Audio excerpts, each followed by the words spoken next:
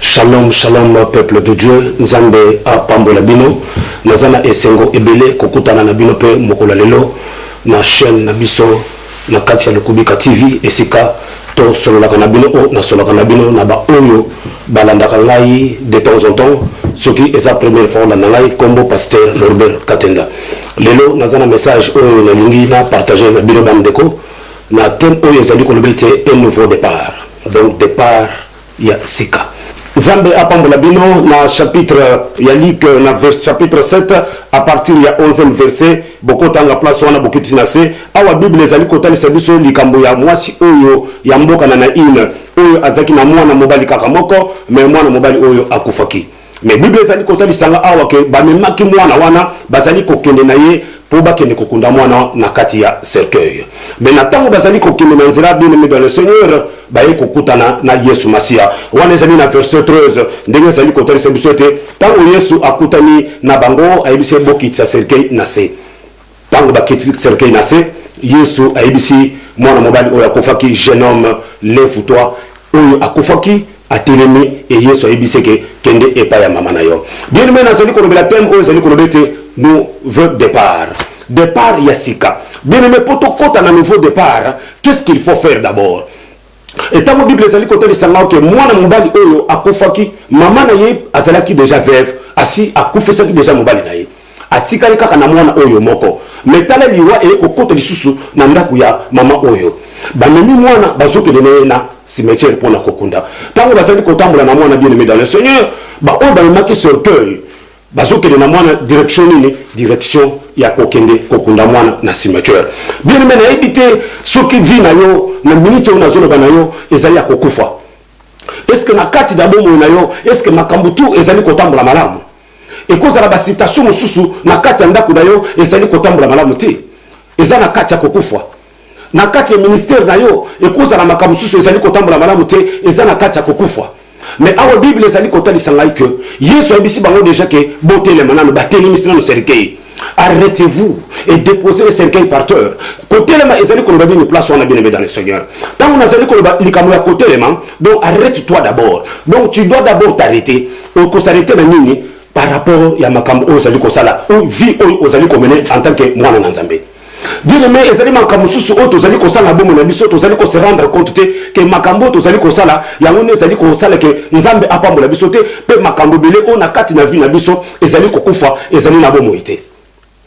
Tozali ko s'arrêter te na ba comportement o tozali ko afficher par rapport ya mokili o tozali par rapport ya epai na Nzambe yango ezali komona makambo susu ezali bloqué. Bien aimé, qu'on s'arrête, c'est-à-dire, ezali côté le mako changer, qu'on y a ékelemu yasika, pour être au bande vie sous yasika. Pour monter au asia kofoki déjà. Il faut déjà battre les misérants de cercueil wana. Après ce qu'on va la musa mutwana, mutwana ça qui déjà na bomo. Mais akufi. Mais basu que ne font na kokunda.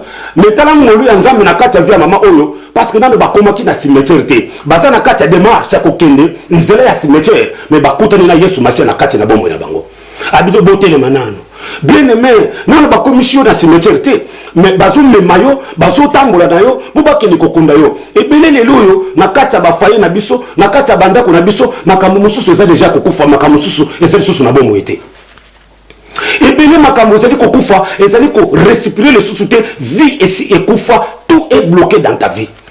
Et bien les lois na kati ya bambala na bango mabala eza na difficulté mabala eza des sous-souté misala eza les sous-souté maladie na kati ya famille na yo difficulté na kati ya libota na yo. Bien aimé il faut nano kotelema sa makambo susu na bomo na biso yango Nzambe ako se manifester susu na bomo na biso. Tozana ba comportement mususu oyo zali mabe oyo tozali ko afficher oyo bato basi bayebi ba remarquer biso déjà ba comportement wana mais tozali ko changer ba comportement wana te Nzambe ako la musabomo na biso te via sika ekoya na kati na bomo na biso te. Tango nazolo ba pona ko arrêter ezali ko telemisa misala nyonso ya mabe oyo ezali ko permettre molimo mosantu agir na kati na bomo na biso te. Bien aimé basi ba remarquer yo na comportement oyo zalaka na yango. Oza na comportement moko déjà lolendo. Oza na comportement moko ya kokosa. Oza na comportement moko ya kidumba. Oza na comportement moko ya komelaka masanga. Ya komelaka makaya. Mais bato basi ba remarquer yo comportement wana mon frère okoti ka makambo yo ekomema musika te ekomema yo musika te na Nzambe.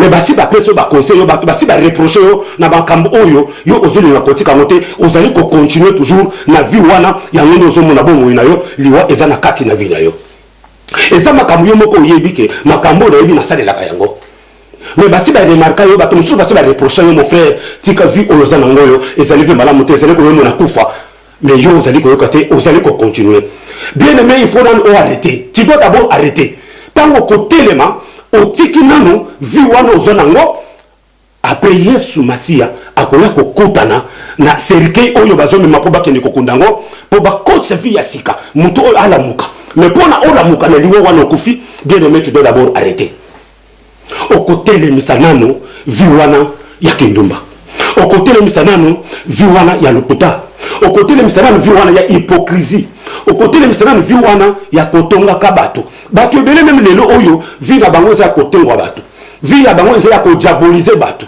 tala neti mokili ya lelo oyo bolingo eza te na kati ya bato moto azofinga mosusu moto azotonga mosusu problème eza te mais motema mabe kaka ya kodiabolize bato yango bombo ekokota na kati na vi na yo te donc okotelema nano oarrete vi wana ya kotonga ka bato oarrete nano vi wana ya kokosaka bato oarrete nano vi wana ya kodiabolize bana na yo ya kodiabolize famille na yo ya kodiabolize ba camarade na yo basi bayebi yo ke matongi ezali yo basi bayebi yo ke mutu wana atiaka ba trahison na kati ya bato même na bafaya ya bato soki na ndako ya mutu olandi makambo ndako ya mutu wana omemengo libanda et communauté tikali si jeune yo il faut d'abord arrêter comportement nos alango wonende okoya na vie ya sika bien aimé tout tika ba orgueil tout tika ko sabe tu toyebi mais on ke makambo susu toyebi yango ke biso tozali ba responsable ya ba échec na biso liwa ezokota na kati ya vie na biso parce que tolingi to changer te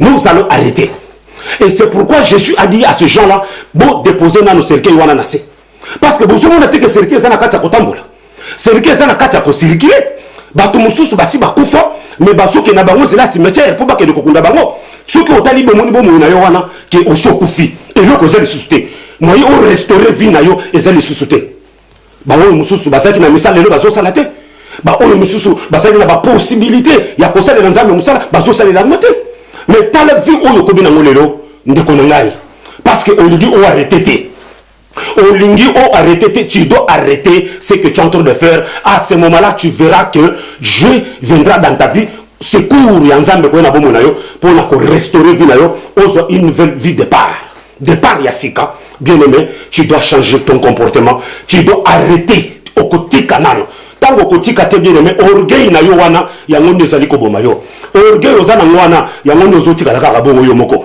orgueil oza na wana yango ezali ko diaboliser na bato mususu bato to basi bayibi comportement na yo bato to basi bayibi ndenge olobaka bato to basi bayibi ndenge olobaka makambo ya bato yango nde basi basali yo reproche tango Yesu ayebisi bango ke botelemisa cercueil donc ayebisi bango botelema nano bien aimé ozali nano ko arrêter nam orgueil na yo yango nde ozosalaki yo continuer kokufa ozotelemisa nano vie ya kindumba oza nango po ete vie ya sika eya na kati na bomoi na yo ozali kotelemisa nano matongi oyo ozotonga nango bato wana po vie ya sika eya na kati na bomoi na yo bien aimé avant okota na vie ya sika il faut nano otelemisa nano makambo mabe oyo ozosala donc ezali koloba boye oza neti mutu nano oyebi nzambe te oza nano mopakano il faut nano obongola motema oya epai ya Yesu po ete omona makambo ya sika na kati na bomoi na yo okotelemisa makambo tu oyo mongona atie na kati na bomoi na yo makambo mosusu okokosala yango mais ozali déjà na envoûtement moko ya monde de ténèbres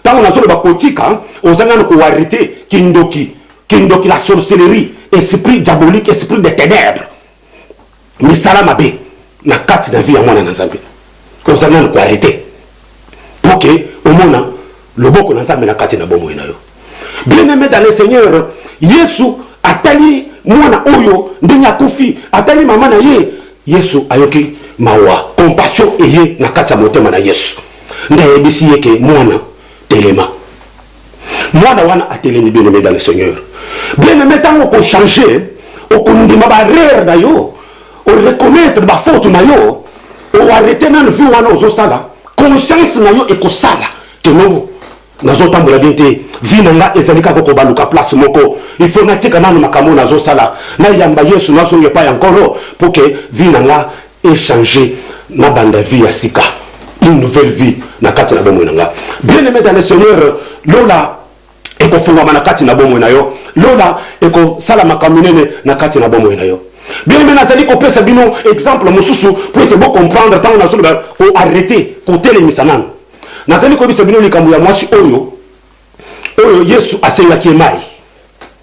Yesu aye azo senga mai epa ya mwana mwasi wana na sako likambo ya ko arrêter likambo ko telemisa nanu. Likambo ko telemisa parce que likambo zali ya vie ya sika une nouvelle vie. Yesu asengi mai epa ya mwana mwasi oyo. Mwana mwasi albi bino na biso toko ko sololate ngana ko peso mai te parce que ozamu yuda. Mais Yesu aibisi ce que pesa ngama na ko peso yo mai oyo ko sa susu na sofute. Mais tango Yesu abandi ko yebisa mwasi oyo makambo ya solo ozalaka na mobali. Mwasi oyo abandi ko yebisa véritabilité ozana mobali wana juste ko azayo te ozana mobali 4 ozana mobali 5 mobali wana mobali yote. Mwasi wana a reconnaître ba faute na ye, mwasi wana a reconnaître ko kufa oyo zalaki na kati na vino ya kindumba.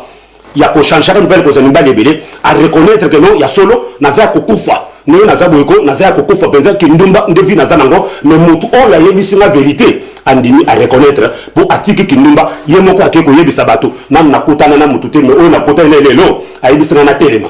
Bien aimé telema na vie ya kindumba okomona changement na kati na bomo na yo wana lola ekofuta. Bien aimé na komi na suka na message na ngai il faut oya sikoyo mutu ya sika tango zo mutu ya sika Yesu yebisi mwana mwasi oyo telema ayebisi garçon fils telema mwana telemi mwana bandi koloba tango ko yamba Yesu masia mokonzi pe mobikisi vie na yo ko changer okomona makamutu eko zala pepele loboko na nzambe ko yana kati na bomo na yo mais souci na ngale lo ezalika pona ko yebisa yo que non tu dois d'abord arrêter. Tu dois d'abord arrêter cet comportement-là. Et à ce moment-là, bien aimé dans Dieu, tu verras la gloire du Seigneur. Nzambe apambola bino. Nzambe abakisa ebele. Yo olandinga lelo na kati ya message oyo. Ezali koloba ete une nouvelle vie. Ezali koya na kati na bomo na yo. Mais d'abord, tu dois arrêter ce que tu fais. Babezali wana mabeta ozali kotika yango. Wana okomona mbongwama pe makambo ya sika na kati na bomo na yo. Nzambe apambola bino. Nzambe akanisa bino ba oyo bolandinga lelo pe molimo mosanto e kamba bino e sunga bino po ete botika makambo wana ya mabe bozonga epa ya nkolo bokomona pe bikambo pe via sika ekoyana kati na bomo na yo. Nzambe na lola apambola bino tokokutana na bino mbala ya sima ne na yebisaka bino ke makambo to na silisaka ngo toujours kaka na Bible. Donc eza suka te tokomona na lisusu kaka awa na chaîne ya biso Lukubika TV po ete to partager lisusu message o Nzambe akopesa lisusu akochana motema. Nzambe apambola bino tokomona na mbala ya sika na kombo na Yesu Masia. Amen.